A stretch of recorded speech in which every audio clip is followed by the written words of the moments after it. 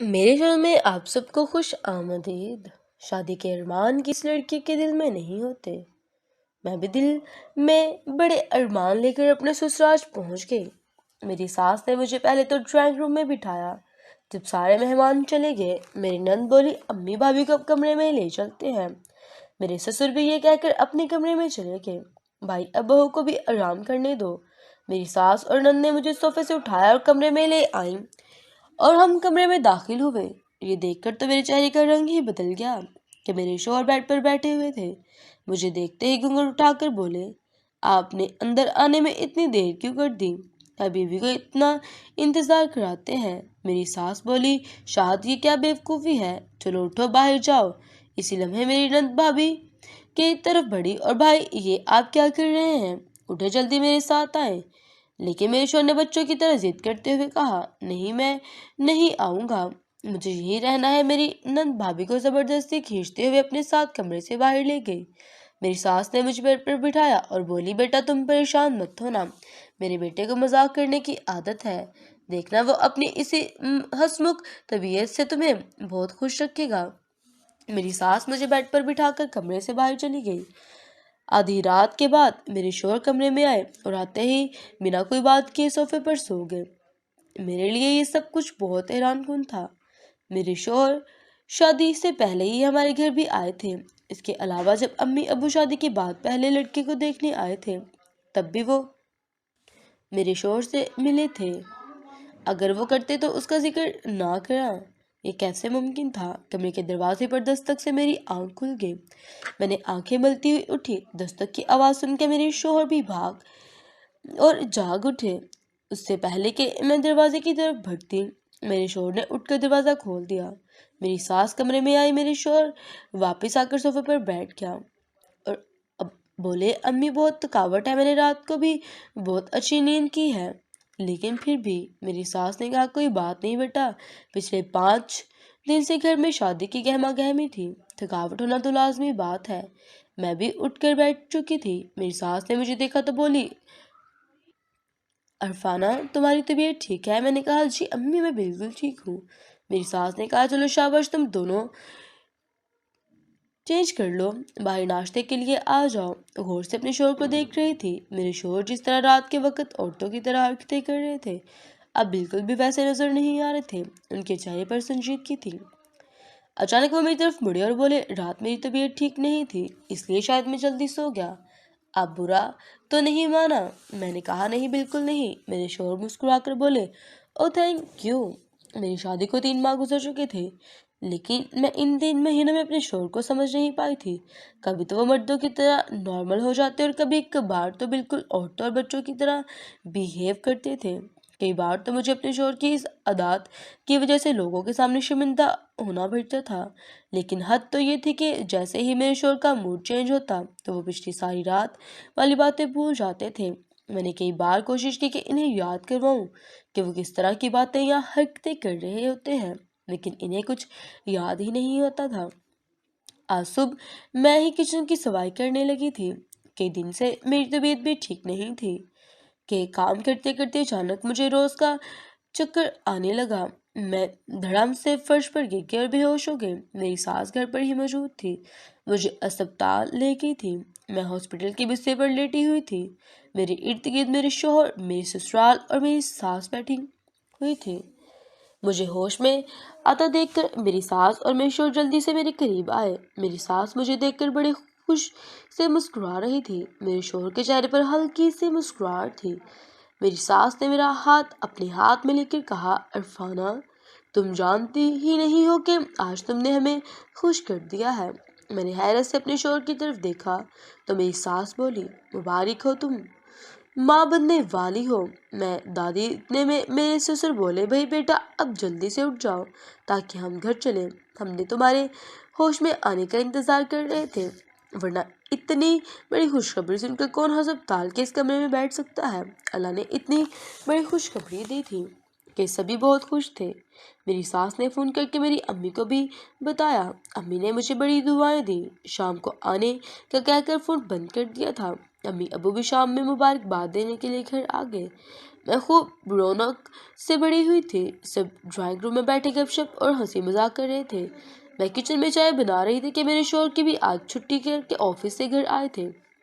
मैंने चाय बिस्किट मिठाई टी ट्रॉली में रखी।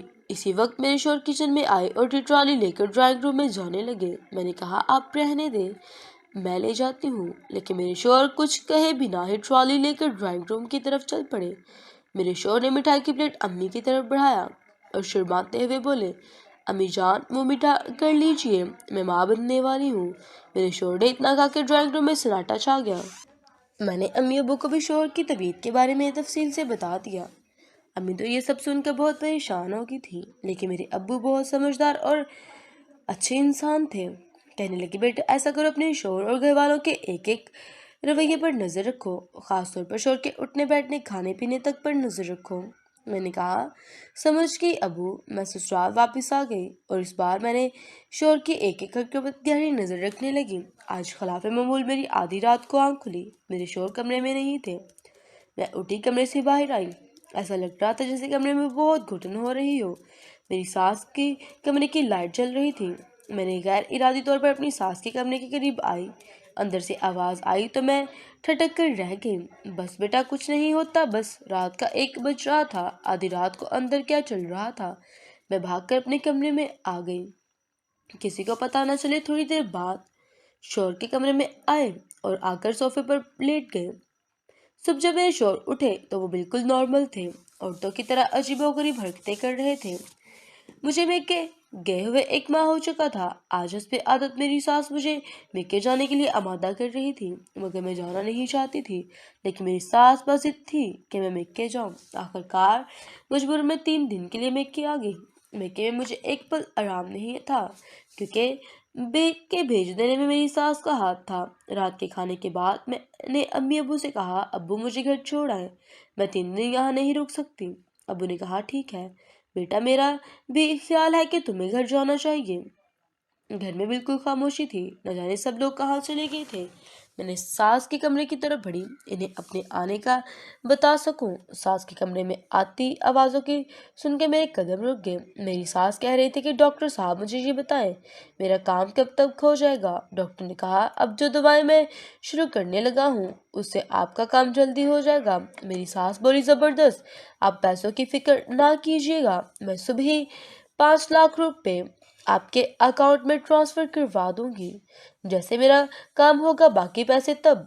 डॉक्टर ने कहा, लेकिन याद रखना कि ज्यादा हैवी डोज बेटे को नहीं देनी, कहीं वो जान से ही ना चला जाए। मेरी सास ने कहा, अरे नहीं डॉक्टर साहब, मुझे इसकी जायदाद चाहिए, जान का मैंने क्या करना है। ये सुनते ही मेरे कदमों तले से जमीन निकल गई। मैं वहीं पर हैरान रह गई थी। अचानक कमरे का दरवाजा खुला। मुझे कमरे के दरवाजे पर खड़ा देखकर मेरी सास हक्का बक्का रह गई थी। डॉक्टर भी आंखें फाड़े मुझे देख रहा था। डॉक्टर बाहर आए। मेरी सास ने डॉक्टर से कहा, डॉक्टर साहब आप बेफिक्र हो जाए, मैं संभाल लूंगी। डॉक्टर चला गया।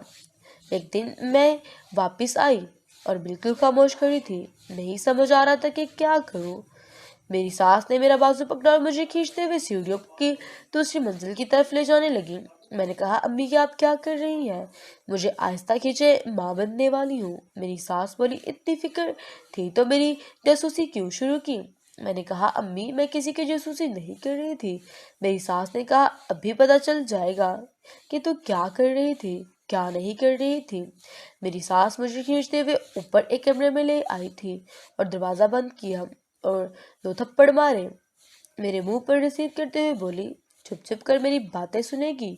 तेरी इतनी हिम्मत कि अम्मी ने कुछ नहीं सुना।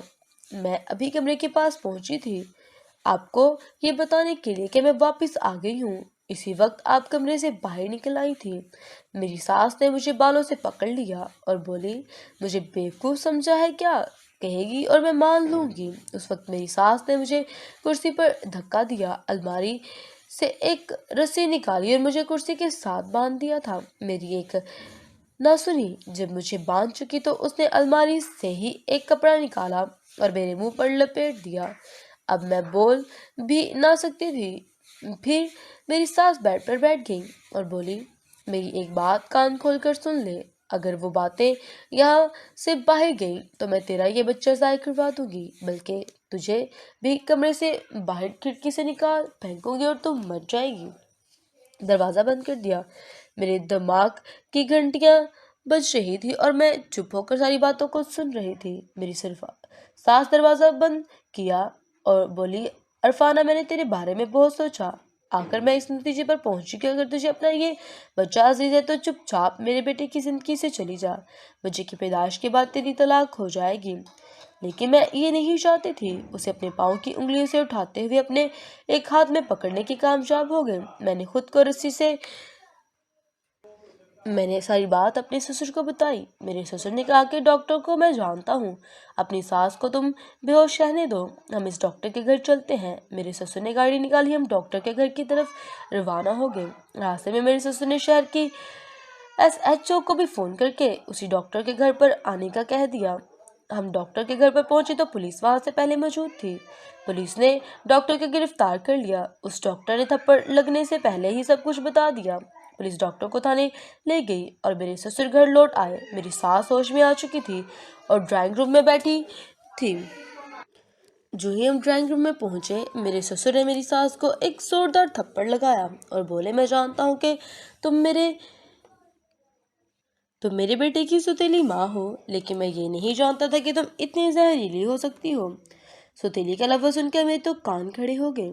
ہم واقعی میں ہی نہیں جانتے تھے۔